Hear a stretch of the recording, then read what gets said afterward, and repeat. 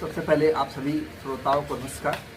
अभी जो जुड़ चुके हैं, संपादक भी हैं और कवि भी हैं, गुरु दीक्षा क्लासेस के संस्थापक भी हैं, तो उनसे हम बात करेंगे एक अच्छे बच्चे का चरित्र निर्माण के लिए अभिभावक का क्या सोच होना चाहिए।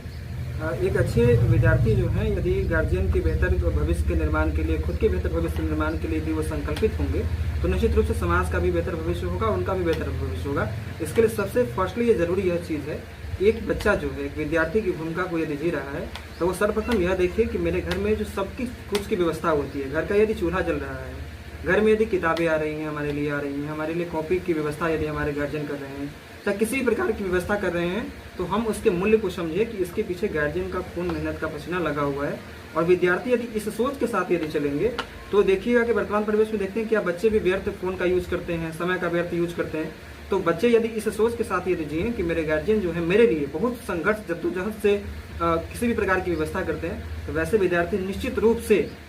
वह अपना भी भविष्य निर्माण बेहतर कर पाएंगे, अपने अभिभावक की परिवार की स्थिति, परिवार की परिस्थिति में बदलाव ले आ पाएंगे और समाज में एक रोल मॉडल छोड़ेंगे। जैसे हमारे क्षेत्र में बहुत सारे लोग ऐसे हैं जिन्होंने आपने देखा कि बहुत ही सीमित संसाधनों में और गरीबी के साथ जी करके उन्होंने इतिहास रचा है। तो वैसे हर प्रकार के बच्चे यदि इस सोच के साथ यदि चले, अभिभावक के बेहतर भविष्य का, खुद के बेहतर भविष्य का, और समाज में एक आइडियल बन सकते हैं, एक आदर्श बन सकते हैं। समाज के लोगों को इसके प्रति भी सजग होना पड़ेगा। बिल्कुल बिल्कुल। तो कैसे सजग होंगे समाज के लोग ताकि जैसे उस छात्र के लिए कुछ सुझाव हो। जैसे कि अधिकांशतः में देखा जाता है कि यदि सफलता किसी को ग्रामीण क्षेत्र में यदि किसी को विशेष मिल जाती है अथवा कोई भी है, तो लोग अपनी सफलता को व्यक्तिगत सफलता मान लेते हैं।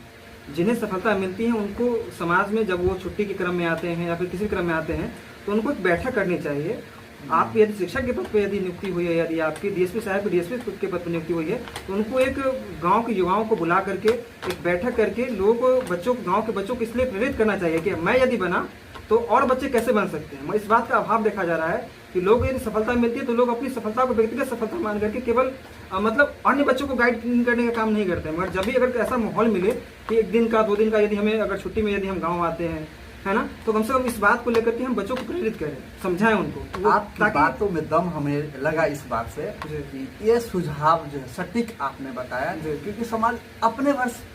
सीमित रह जाते हैं। समाज का निर्माण के ये परिवेश बदलता है। मेनली यही है, आप जिस सांचा में डाले हैं दूसरा देखा देखी देखता है। बिल्कुल बिल्कुल। जैसे बन जाता है, मगर बनने का प्रोसेस क्या रहा है आपका, यदि ये प्रोसेस यदि बच्चा और बच्चे जानेगा तो आज एक अजय कुमार शिक्षक के पद पर हुए हैं हमारे गांव से, कल दूसरे होंगे, परसों तीसरे होंगे, परसों चौथे डीएसपी हमारे पवन यादव निकलेंगे, परसों चौथे दरोगा हमारे, दूसरे दरोगा हमारे अनिल कुमार निकलेंगे,